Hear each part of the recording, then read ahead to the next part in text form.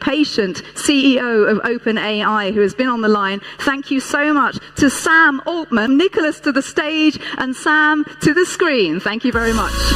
Well done.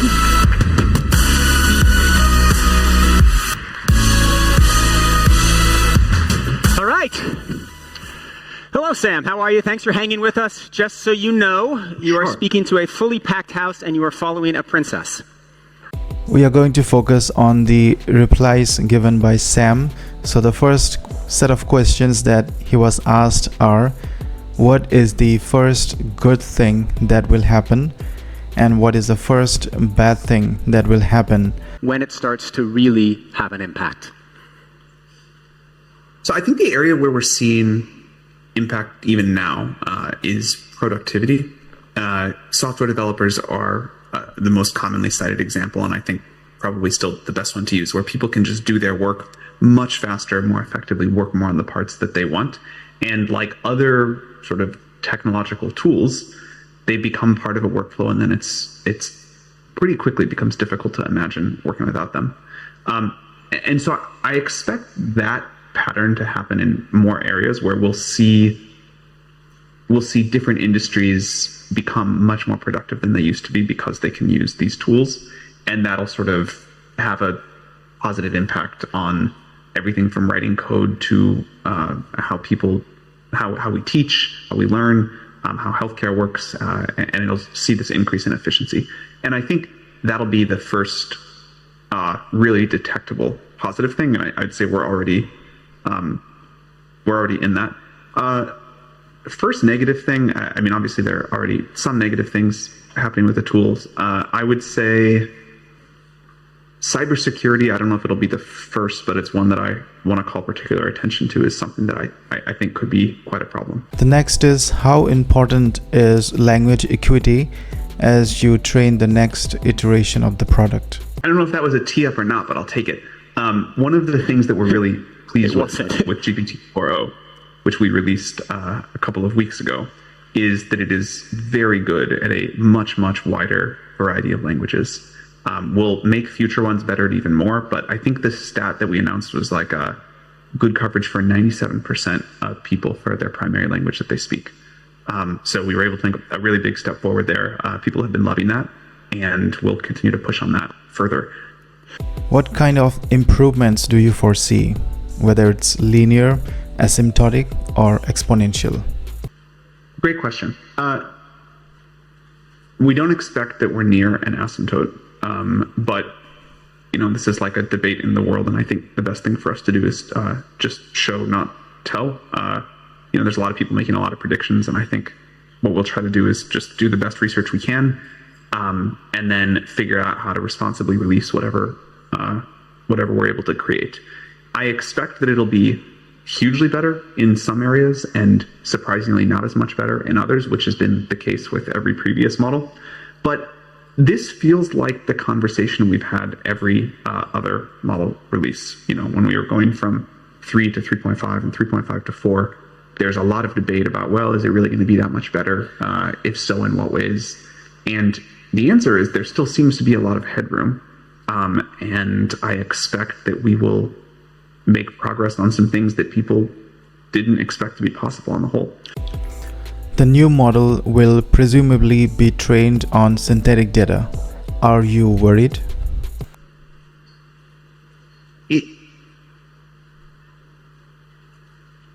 I think what you need is high quality data. There is low quality synthetic data, there's low quality human data. And as long as we can find enough quality data to train our models, or another thing is ways to get better at data efficiency and learn more from smaller amounts of data, or any number of other techniques, I think that's okay. And I'd say we feel like we have what we need for this next model. Have you created massive amounts of synthetic data to train your model on? Have you self-generated data for training? We of course have done all sorts of experiments, including generating lots of synthetic data. My hope is that there will be, there'd be something like very strange if the best way to train a model was to just generate like a quadrillion tokens of synthetic data and feed that back in, you'd say that like somehow that seems inefficient, and there ought to be something where you can just learn more from the data as you're training. And I think we still have a lot to figure out. But yeah, of course, we've generated lots of synthetic data to experiment training on that. But again, I think the core of what you're asking is how can you learn more from less data? If you don't understand what's going on inside a neuron, isn't that an argument to not keep releasing new and more powerful models? Well, we don't understand what's happening in your brain at a neuron by neuron level. And yet we know you can follow some rules, and we can ask you to explain why you think something. There are other ways to understand a system besides understanding it at the sort of neuron by neuron level. The characteristics, the behavior of these systems is extremely well characterized. And one of the things I think that has surprised a lot of people in the field, including me, is the degree to which we have been able to get very quickly, and sort of when viewed on the history of a new technology scale, these systems to be generally considered safe and robust. My wife also says she sometimes doesn't understand exactly what's happening at a deep level of my brain. So we've got that in common there. What is the most progress we've made, or have there been any real breakthroughs in understanding this question of interpretability? There was a great release recently from Anthropic that did a Golden Gate Bridge model that sort of showed off, one interesting feature of this. That'd be like a recent thing I would point to. For every $1 million a company spends on making the model more powerful, should it spend the same amount for safety? I don't know what that means. I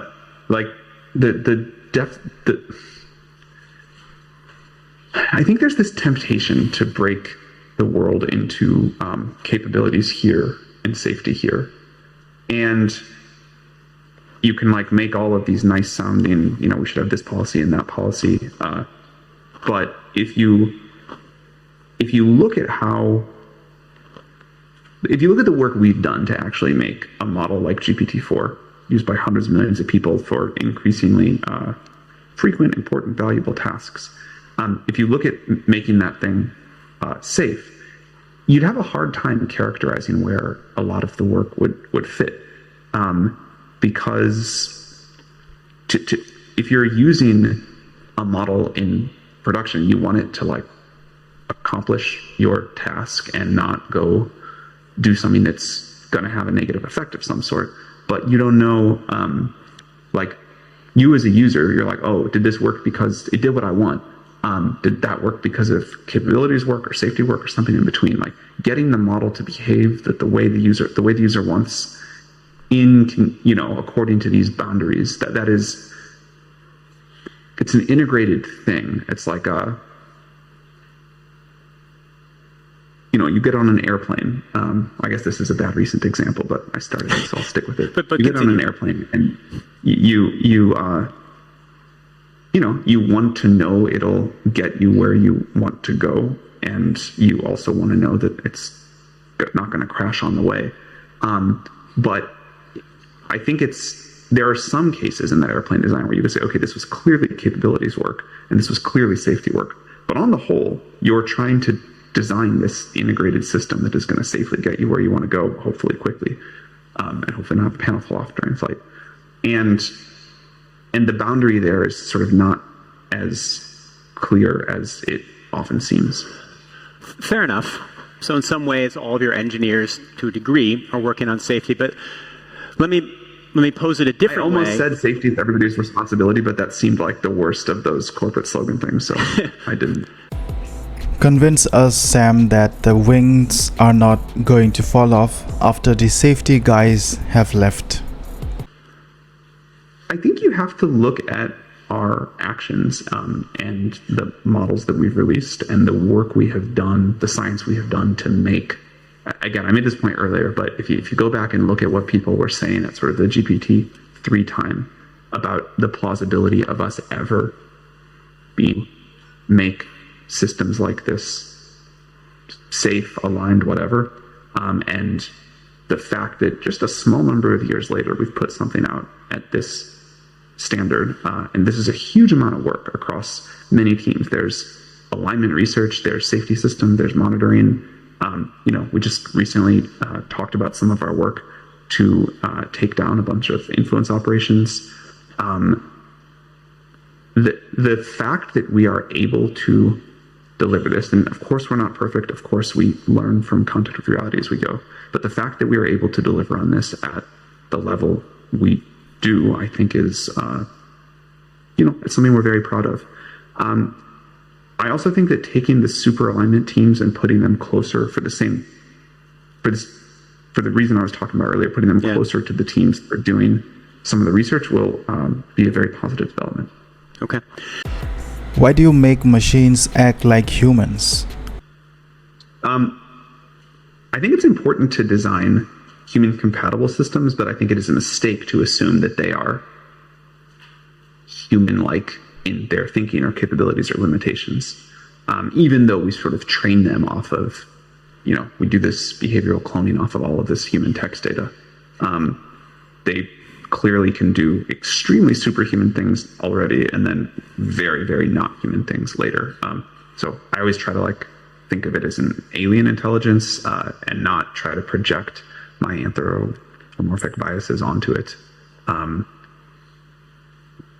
The reason, though, that we make some of the interface choices we do, and there's some we don't make also, is that we believe in designing for a very human-compatible world. The fact that these systems operate in natural language, that seems really important to us for a bunch of reasons. It seems like there's also a lot of nice safety properties around that you can imagine down the road, but it seems like a very important goal to make the AIs be maximally human compatible and designed for humans and work in a way where they're communicating with us in language, maybe with each other in language. There's other versions of this. I sort of think the world should prefer humanoid robots to other shapes or structures of robots to encourage the world to stay maximally human oriented. So I think easy to use for humans, which includes language as sort of maybe a primary interface method, but not trying to project too much human likeness onto them beyond that. So we didn't give our AI a human name. I think ChatGPT, although extremely cumbersome as a name, done it differently, has the nice property of a word that kind of explains what it is, and then 3 letters that sound like a robot, but it's kind of very clear it's not. What about doing more in that direction? What about, for example, saying that ChatGPT can never use I?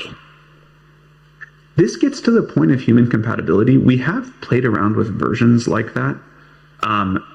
It tends to frustrate users more than it helps. We're used to some idioms when we're interacting in language. Or what about with your voice? When you have a voice model, having a beep or something before that signifies this is not a person. I mean, we're about to enter this period of elections. Everybody here is concerned about deepfakes, misinformation. How do you verify what is real?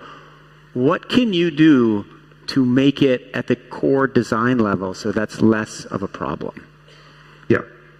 I think there are interesting audio cues like a beep. What people definitely don't want is a robot sounding language. This gets to the kind of human compatibility point and the way we're wired. I will say, having used voice mode, which I love much more than I expected to, it really crossed some threshold for me all at once. I was never the guy using voice mode on my phone for anything else before this one. That there is incredible value, much more than I personally realized, to what feels like a very natural voice interface. And I don't think it would work the same way for me or kind of be the same level of naturalness and fluidity if it didn't sound like something that I was already like wired to. But a beep, some other indication, that could all make sense. I think we've just got to study how users respond to this. We'll launch it reasonably soon, and I'm heartened on the whole by the reaction that users had to ChatGPT, where very quickly people understood A, that it was an AI, B, what the limitations were, when to use it and not use it, and C, kind of just how to integrate it, but that it was a new thing. I'm hopeful that things like voice mode will follow a very similar trajectory, but we will have a very tight feedback loop and watch it very carefully. Well, I'm hopeful that the real-time translation works because I'm here in Switzerland and I was running in the mountains and this guy yells something at me in French, and because I'm pretending to be improving my French, I pretended to understand him, but I clearly didn't because what I was doing was heading into like a dangerous zone where I almost fell off a cliff. So once we can fix this, I'll be much better. What's up with Scarlett Johansson? Did you use her voice? Yeah, it's not her voice. It's not supposed to be. I'm sorry for the confusion. Clearly, you think it is. But boy, people are going to have different opinions about how much voices sound alike. But we don't. It's not her voice, and yeah, we don't think it. Not sure what else to say. Where do you see LLMs in a couple of years? Honestly, we nor anyone else know the answer to that question.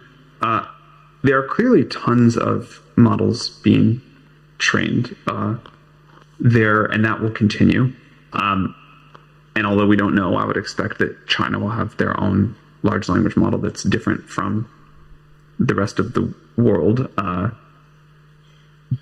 I would guess that there will be there will be like hundreds of thousands of large language models trained.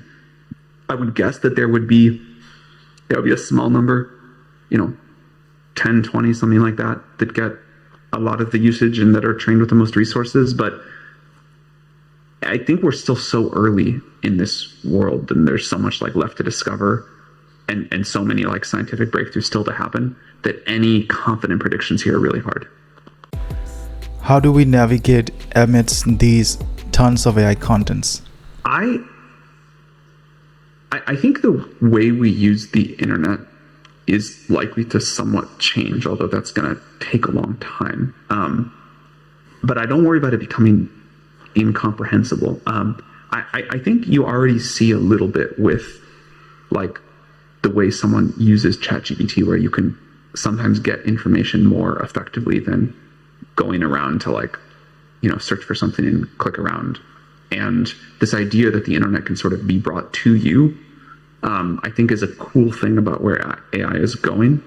And so I think there could be changes to how we all use the internet like that, but I don't worry about it becoming incomprehensible, covered with spam generated articles or anything.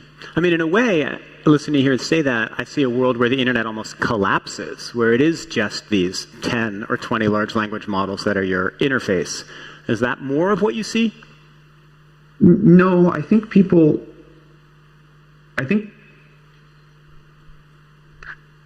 I can imagine I can imagine versions where the whole web gets made into components, and you have this AI that is putting together, this is a way in the future, putting together the perfect web page for you every time you need something, and everything is live rendered for you instantly.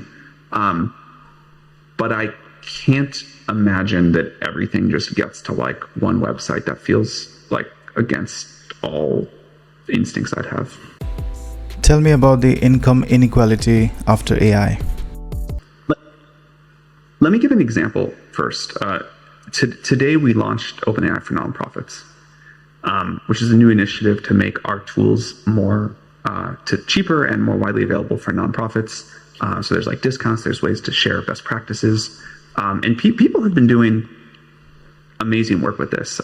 One example is the International Rescue Committee using our tools and having great results from that integration, supporting overstretched teachers and learners in real crisis zones. And I think that is an example of where these tools, because you can automate something that has been difficult and make intelligence, however you want to call that, much more widely available, can really help people that need it more than it would help people in like already a rich context.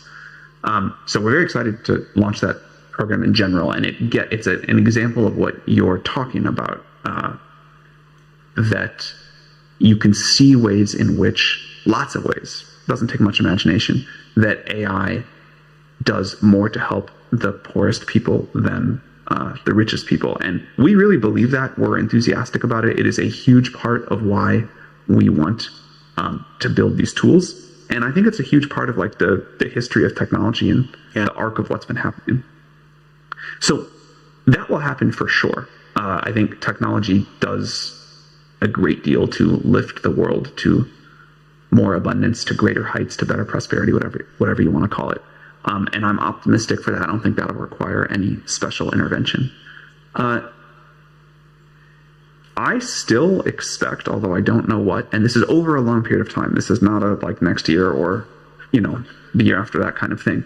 But over a long period of time, I still expect that there will be some change required to the social contract, given how powerful we expect this technology to be. I'm not a believer that there won't be any jobs. I think we always find new things to do, but I do think like the whole structure of society itself will, be up for some degree of debate and reconfiguration. Did the OpenAI board learn about ChatGPT from Twitter? Look, I respectfully, but very significantly disagree with her recollection of events. But I will say that I think Ms. Toner is, she genuinely cares about a good AGI outcome, and I appreciate that about her. I wish her well. I probably don't want to get into like a line-by-line refutation here. When we released ChatGPT, it was, at the time called a low-key research preview. We did not expect what happened to happen, but we had, of course, talked a lot with our board about a kind of research plan that a release plan that we were moving towards. We had, at this point, had, 3.5, which ChatGPT was based on, available for, I think, about 8 months or something like that. We had long since finished training GPT-4, and we were figuring out a sort of gradual release plan to that. But yeah, like I disagree with her recollection of events. Okay, that's where you're going to leave it? I think so. Okay. All right, we have just a few minutes left. I want to ask you some kind of bigger questions about AI. I was just at an event with a lot of people talking about AI and humanism, and one of the participants made a really interesting argument, and he said it's possible that the human creation of something that is more powerful than humans won't actually make us more egotistic, it'll make us more humble. We'll be like looking in a mirror and seeing ourselves naked. We will have a sense of awe at the machine and a sense of humility about our lives, and that will teach us a new way of living. Do you think that's what's going to happen? Does that ever happen to you? Do you ever look at the machine and then have a greater sense of humility about your place in the world? Personally, yes, I really do. And I think that's going to happen more broadly. I think that I would bet that there will be a widespread, I'm not going to go this way for everybody. There will be people who have egotistical freakouts about it. But I think in general, there will be a widespread increase in awe for the world and the place in the universe, and sort of the humbleness of the human perspective, that I think will be very positive. I was reflecting recently about how, in some sense, the history of science has been humans have become less and less at the center. And you can look at all these examples where, we used to believe that the sun rotated around the earth, which was sort of a very human-centered way to think about things. And then we realized that, okay, actually it's the earth rotating around the sun.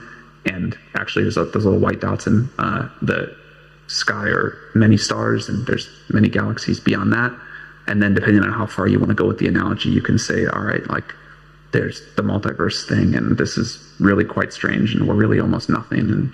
And the AI maybe be another example of where we get some additional perspective that sort of gives us more sort of like humbleness and awe for the much bigger thing that we're all part of. And I think that's been like an ongoing and really positive thing. Do you think that there is anything in the human brains that cannot be replicated by machines?